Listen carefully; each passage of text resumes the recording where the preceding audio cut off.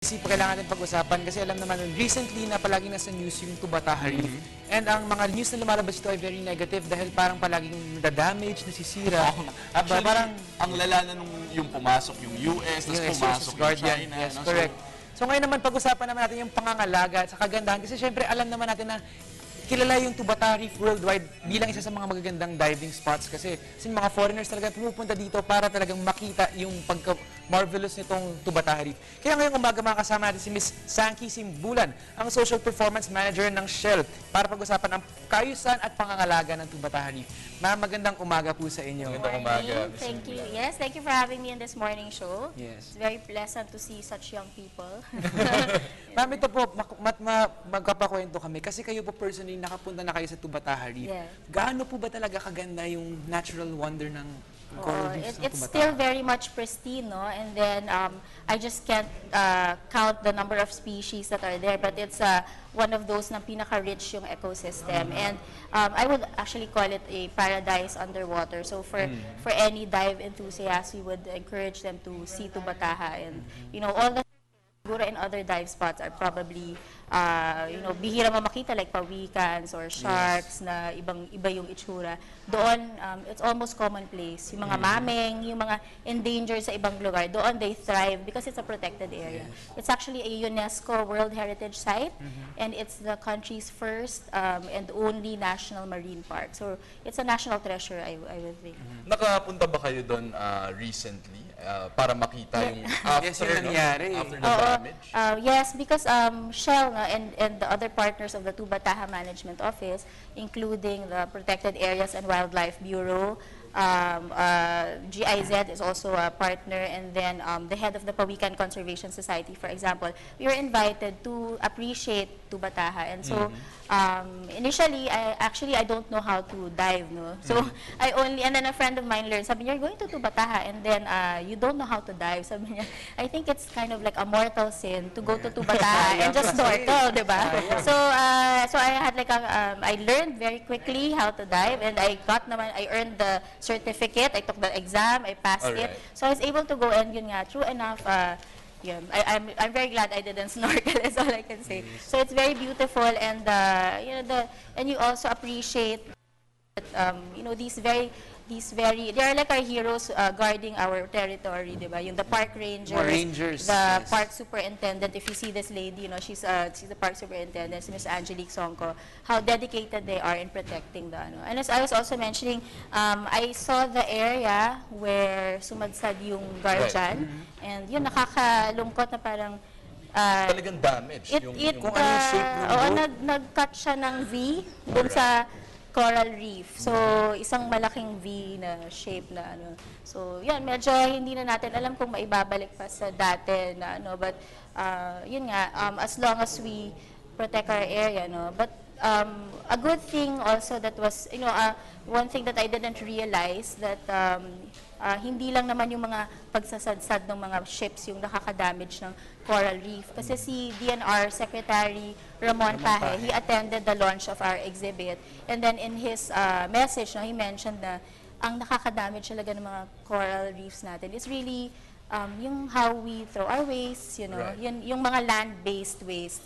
So yun talaga yung nafo-flow sa ocean, and yun yung nakaka-damage sa ecosystem. So everyone has, do to our part to protect the Tubbathaha. So ito, JC, I guess yung mga nga, kunwari mga irresponsible na pagtapon ng basura, tinatapon sa mga rivers, and alam naman natin lahat ito pumupunta sa ocean, and yun nga daw pala ang nakakapagsira talaga ng Tubbathaha. Hindi lang yung mga pagsadsad ng mga barko. Kasi usually, maninisin na lang tayo, na parang kasalanan ng USS or ng Guardian. Guardian yan, kaya nasira. Pero apparently, may contribution din ang mga Pilipino sa pagkasira ng Tubbathaha Reef. So, ma'am, nakikwento niyo po na grabe po yung marine biodiversity dito and yung ecosystem talaga na kumpleto. Kasi sinasabi niyo po, pati po yung mga birds talagang napakaganda dahil parang kumbaga very healthy yung ecosystem dahil hindi nga, pati mga sharks po, nakwento niyo po, meron po kayong na-experience.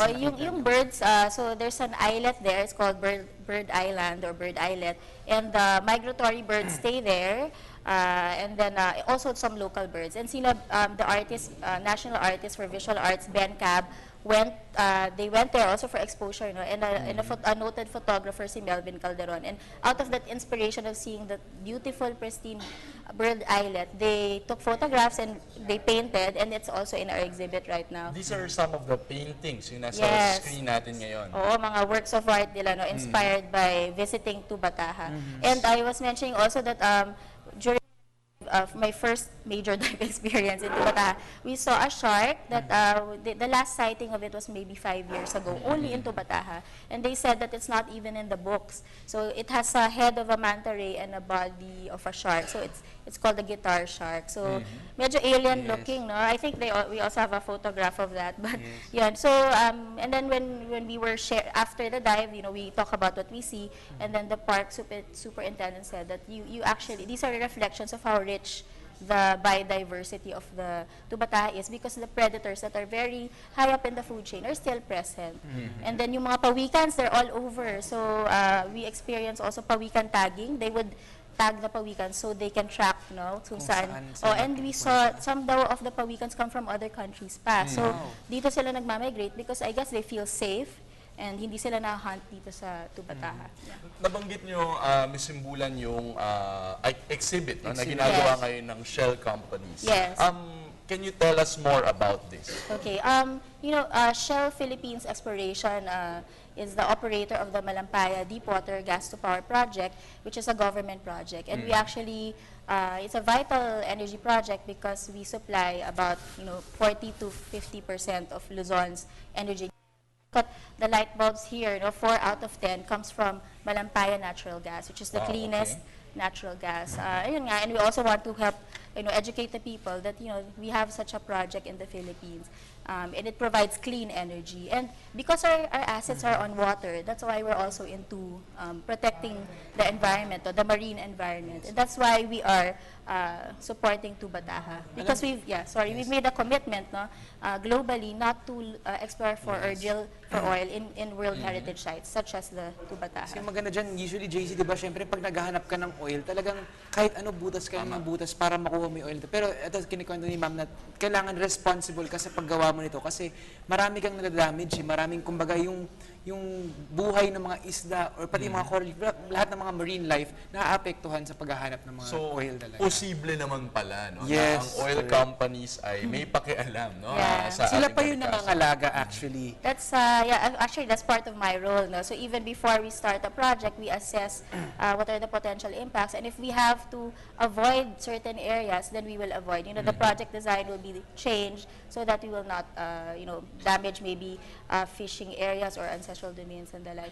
So ito naman for Tubbathaha, what we're trying to support them with is more of the education and communication campaign. Kasi nga, hindi lang siya pagpapatrol or paggagwardya. It's also teaching people, that the importance of Tubbathaha. And so, they appreciate, they themselves do better practices sa environment. And then, yung mga fisher folk, hindi rin sila pupunta dun sa area kasi aware sila na, bawal pala dyan. So, Yes. Ang Shell Philippines ba, Ms. Simbulan, ay matagal nang involved sa Tubbathaha or particularly this year, dahil nga sa mga recent na nangyari? This year kasi, well, we're more active in talking about Tubbathaha because it's their 25th year. It's their 25th anniversary as a marine protected area. But we've been partners with them for close to a decade. Helping them actually establish their plans. Yung plans nila to protect Tubbathaha. And also we were also instrumental in having it declared a World Heritage Site. So we've been long partners. And it's not only in Tubbathaha but in other areas where Malampaya operates. We also have programs for marine biodiversity conservation. So we actually work with fisher folk to teach them how to assess their coral reefs, and then to maybe set them up as protected areas, marine protected areas, and then give them alternative livelihood at the same time. So while they cannot, that they can help the ecosystem regenerate, they have alternative livelihood. So hindi kasi pwedeng sabihan mo lang sila, you can't fish there, di ba? Parang sa ano naman ang kabuhayan nila. So you have to give them also an alternative means of livelihood. Yes, ma'am, ito naman po sa exhibit, we understand na it's been running for a week. and then it's gonna end kailan po ba? So we opened only on May 26, Sunday, and it's going to run until Sunday, this June, is that June 2? So we're inviting the the public to still try to catch the exhibit at the SM Mega Mall Atrium second level. Please come to this collaboration of artists. It's a multimedia exhibit. Yes. Actually, very nakaka-excite, no? Makita yung exhibit kasi si Ben Cab ito, no? Yes. Isang sikat talaga na artist. painting Visual arts. Visual arts.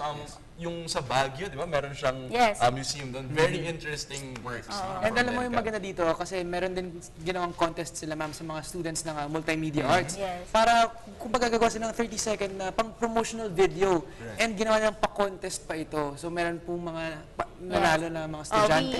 We work na with the De La Salle University Multimedia Arts students. So they produce 30-second plugs showing the beauty and the bounty of Tubbathaha, and you will be able to see it there. So it's also promoting Tubbathaha as a tourism destination. Of course, ecotourism dapat, yung without harming the environment. You appreciate it without harming the environment. And we want to, we want to educate the youth, such as yourselves.